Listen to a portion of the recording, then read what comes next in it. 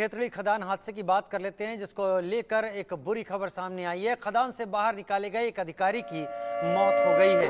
14 लोगों को रेस्क्यू किया गया था। हिंदुस्तान कॉपर लिमिटेड की खदान में यह हादसा हुआ था।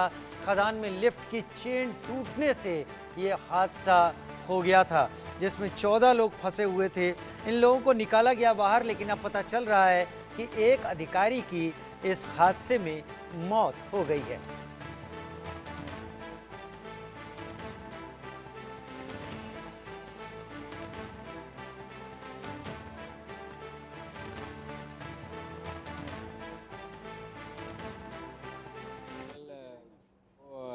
जो लिफ्ट का रोप था वो टूटने से लिफ्ट जो है वो नीचे गिर गई थी।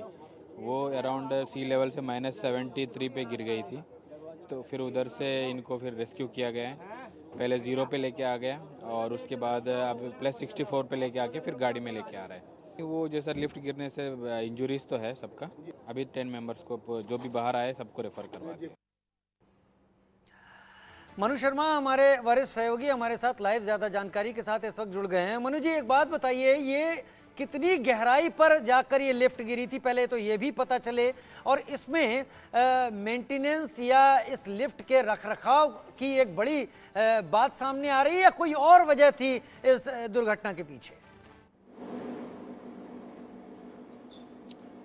देखिए, जो सबसे पहला सवाल जो आपने किया कि कितनी गहराई थी, तो इसकी 1875 फीट की गहराई थी। ये खदानें बहुत गहरी है। हिंदुस्तान के अंदर सबसे ज़्यादा जो तांबे की जो सबसे बड़ी गुणवत्ता वाला तांबा निकलता है वो राजस्थान के खेतड़ी से निकलता है, और काफ़ी समय पुरानी ये खदानें हैं और यहाँ पर लगातार संख्या भी बढ़ती जा रही है। 300 के आसपास खाने हैं जहाँ से खनन किया जाता है, और हिंदुस्तान जो कॉपर है वो इसको सारा एक जो उपक्रम है सरकार का, वो इसको सारा मेंटेन करता है। सारे जो अधिकारी हैं वो इसको देख रेख करते हैं। तो 1875 फीट की गहराई पर ये जो है लिफ्ट थी, और 2 लिफ्टें लगी हुई थी। एक लिफ्ट से ये हादसा हुआ है, दूसरी लिफ्ट से ही रेस्क्यू का सारा काम हुआ है। इससे पहले भी मजदूर वहाँ काम कर रहे थे, उनको बाद में निकाला गया। ये सारा रेस्क्यू ऑपरेशन अब पूरा हो चुका है। करीबन 16 घंटे का रेस्क्यू ऑपरेशन चला है, उसके बाद में ये सफलता मिली है। लेकिन एक दुखद भरी खबर जो निकलकर सामने आई है वो ये है कि कोलकाता के जो मुख्य सतर्कता अधिकारी हैं उपेंद्र पांडे, उसका इसके अंदर निधन हो गया है इस हादसे के अंदर। क्योंकि सबसे बड़ी बात है कि 16 घंटे का पूरा रेस्क्यू था, और उनकी उम्र के हिसाब से बताया जा रहा है कि हो सकता है सदमे के कारण से और किसी चोट लगने के कारण से। अब ये बाद में पता चलेगा पोस्टमार्टम के बाद में। अभी उनका जो शव है वहाँ के केसीसी हॉस्पिटल है उसके अंदर पहुँचा दिया गया है। दूसरी बात, रखरखाव की बात। खदानें काफ़ी पुरानी है, इसका मेंटेनेंस का काम और जो वहाँ जितना भी ऑपरेशनल काम होता है वो सारा हिंदुस्तान कॉपर जो है उसका मैनेजमेंट देखता है। तो पूरे मैनेजमेंट उन्हीं के हाथ में। उनकी ये खदानें काफ़ी पुरानी थी। लिफ्ट का भी जो रास्ता था वहाँ से जिस तरह की सूचना मिल रही है कि जो चेन सिस्टम था वो काफ़ी पुराना हो चुका था, उसकी मेंटेनेंस के ऊपर ध्यान दिया गया होता तो शायद ये बड़ा हादसा ना होता, और जो कल रात से लोग फंसे हुए थे उसके अंदर इस तरह के हालात पैदा नहीं होते। जी, आपने कहा कि 300 अलग अलग खदानें हैं यहाँ पर, और यहाँ पर सबसे गहराई से सबसे बेहतरीन क्वालिटी का तांबा यहाँ से निकाला जाता है। ये तो एक हादसा है जिसमें एक अधिकारी को दुर्भाग्यवश इस हादसे में जान गंवानी पड़ी है, लेकिन क्या बाकी जगह भी यही स्थिति है? अगर सरकारी इतने बड़े उपक्रम में इतनी बड़ी हीला हवाली आ सकती है, तो बाकी जगह स्थितियाँ क्या हैं? मैं आपको बताना चाहूँ, ये जो टीम गई थी कल, जो चेक करने के लिए गई थी, इसमें सर्विस लाइन्स वाली यानी जो निगरानी वाली टीम है, इसी के अधिकारी इसके अंदर मौजूद थे जो अंदर की व्यवस्थाएं देखने के लिए उतरे थे। लेकिन वो खुद ही इसके शिकार हो गए। तो इससे बड़ी हादसा क्या हो सकता है? जब वो लोग इसको देखने के लिए जा रहे हैं अंदर की क्या व्यवस्था है, सुरक्षा व्यवस्था कैसी है। कोलकाता से यहाँ पर अधिकारी आए थे, उनकी टीम थी, इंजीनियर्स की टीम उनके साथ में थी, और केसीसी के यहाँ के जो बड़े अधिकारी थे वो साथ में थे।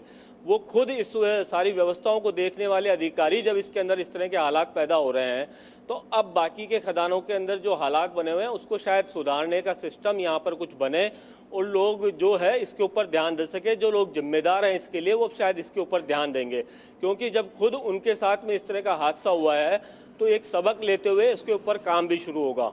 जी मनु जी, ये जो आपने कहा कि ये जो रेस्क्यू मिशन है ये बहुत चैलेंजिंग मिशन था, 16 घंटे का वक्त लगा है, और 2 लिफ्ट थी जो एक आने जाने का काम करती थी, एक लिफ्ट के जरिए हुआ। ये रेस्क्यू हुआ किस तरीके से? क्योंकि एक वक्त तो खबरें जो लगातार आ रही थी उससे मतलब ये निकल रहा था कि शायद ये मुश्किल हो जाए बचाना। देखिए, हादसा जो हुआ उसका समय 8:10 का था। उसके बाद में सूचनाएं पहुंची तुरंत प्रशासन के पास में। उसके बाद में कलेक्टर, एसपी पहुंचे और जयपुर में एसडीआरएफ की टीम को यहां पर बुलाया गया।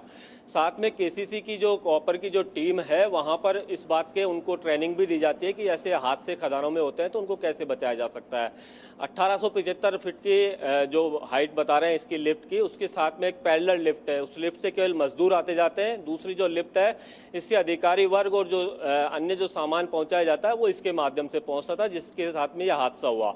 दूसरी लिफ्ट के माध्यम से पूरी टीम उतरी है नीचे उतरने के बाद में पैरेलल उस लिफ्ट के जाकर के और रास्ता बना करके वहां तक पहुंचे हैं और उनको रेस्क्यू किया है। इस तरह की जानकारी मिल रही है। दूसरी बात, जैसे ही ये जो पहली लिफ्ट में जिसमें हादसा हुआ था, ये अधिकारी उसके अंदर बैठ करके और नीचे पहुंच गए थे और वापस जब ऊपर आ रहे थे उस समय यह हादसा हुआ है। तो जो लिफ्ट गिरी है उसके कारण से कई अधिकारियों के, कर्मचारियों के चोटें भी आई है, जिसकी पुष्टि खुद वहां पर जो मौजूद अधिकारी थे उन्होंने भी की है। किसी के हाथ में चोट है तो किसी के पांव में, जिनको जयपुर जो है मणिपाल हॉस्पिटल में शिफ्ट किया गया है। जी, बहुत शुक्रिया इस जानकारी के साथ मनु जी, आपका हमारे साथ जुड़ने के लिए।